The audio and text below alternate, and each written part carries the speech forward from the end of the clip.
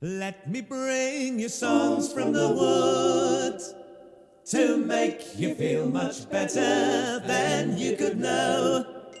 Better than you could Dust know. you down from tip to toe. Dust you down from tip to toe. Show you how the garden grows. Show you how the garden Hold grows. you steady as you go. Hold steady as you Join the chorus if you can.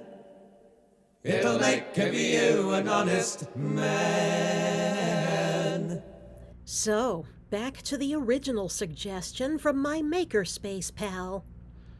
I wasn't ready to give the idea serious consideration until a few months later when another friend and fellow cat lover suggested that I watch The Electrical Life of Louis Wain. It's an Amazon original, a biopic of a Victorian artist whose illustrations of cats in human situations were the ancestors of our modern funny cat memes. His art was also instrumental in popularizing cats as pets, on par with dogs.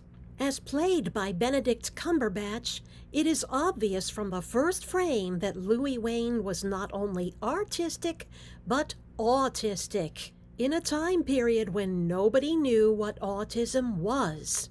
Worse, he had to be head of household for his family of 5 sisters, who never found husbands of their own.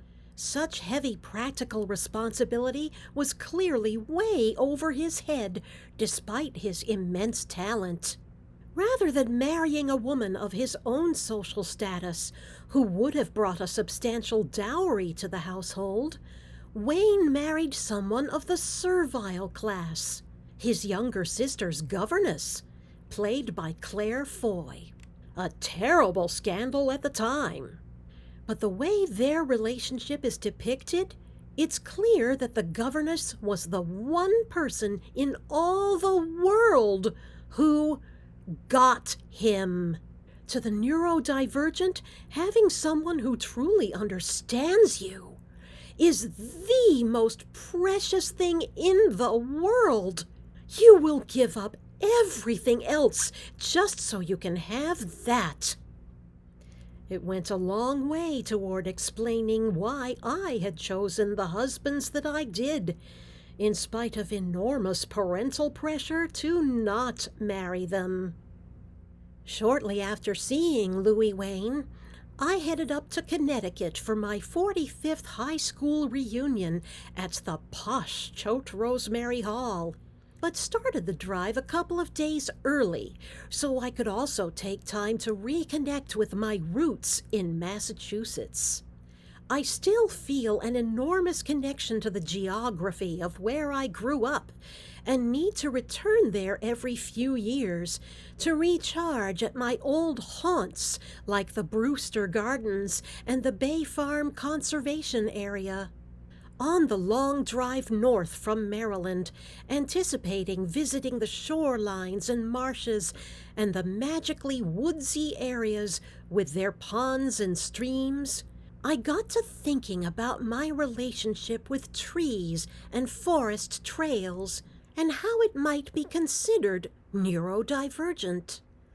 I remembered that time in 2nd grade when my classmates wandered onto a trail behind the elementary school that led down to a rather swampy area that fed into the Bluefish River. Upon seeing how its jungle-like vegetation was unlike anything that grew near my house, I exclaimed, "This is the grooviest place for exploring!" No matter that groovy was a perfectly fashionable slang word in the 1960s. Somehow the way I said it became cause for much mockery and ridicule, as if it was the stupidest thing in the world to say. Imagine that you are a neurotypical person. You're standing beside me, and we're both looking at a tree. You are completely unaffected, but you see the rapt look on my face as if I'm seeing something amazing. You say, It's just a tree.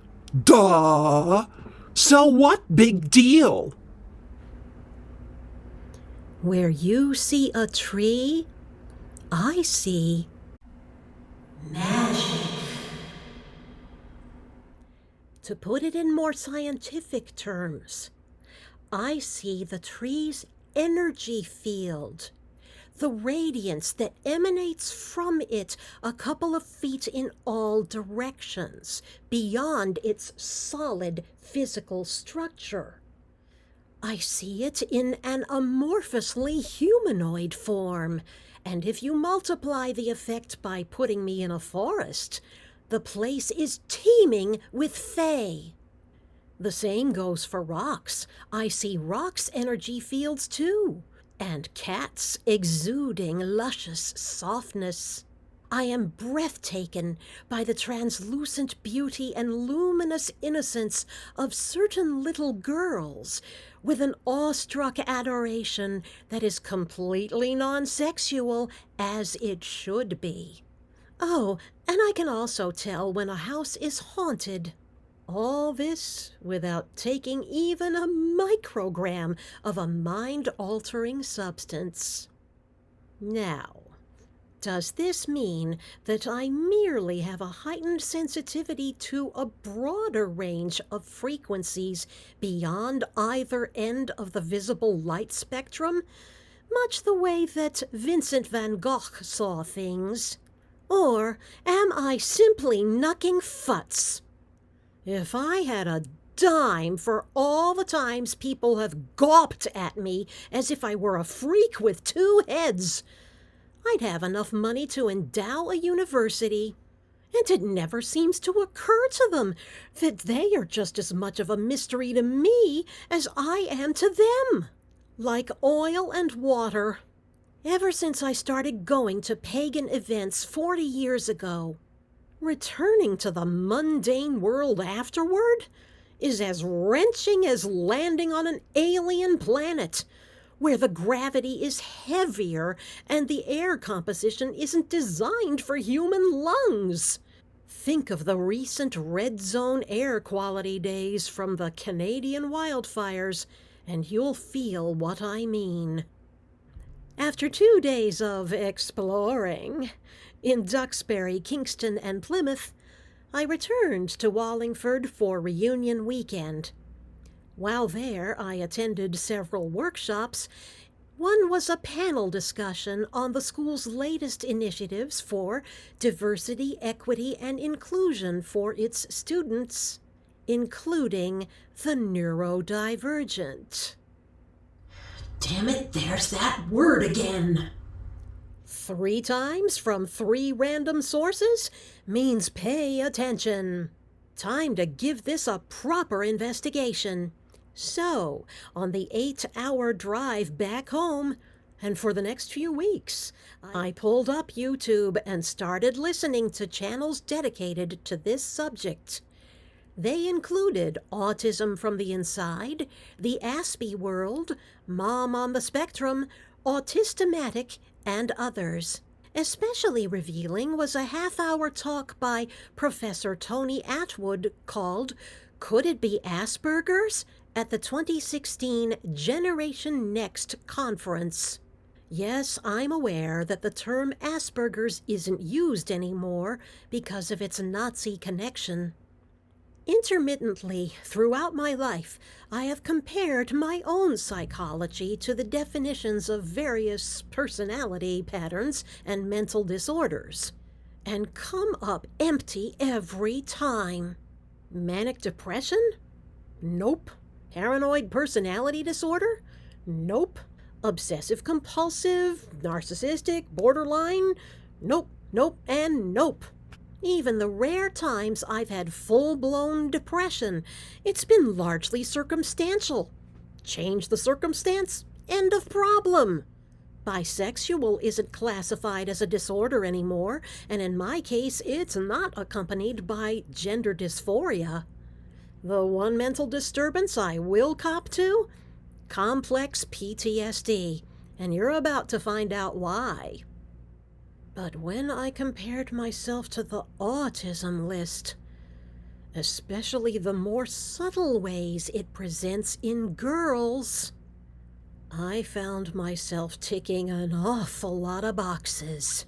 A painful process of looking back over the past and seeing mistakes where I didn't even know why I'd made them.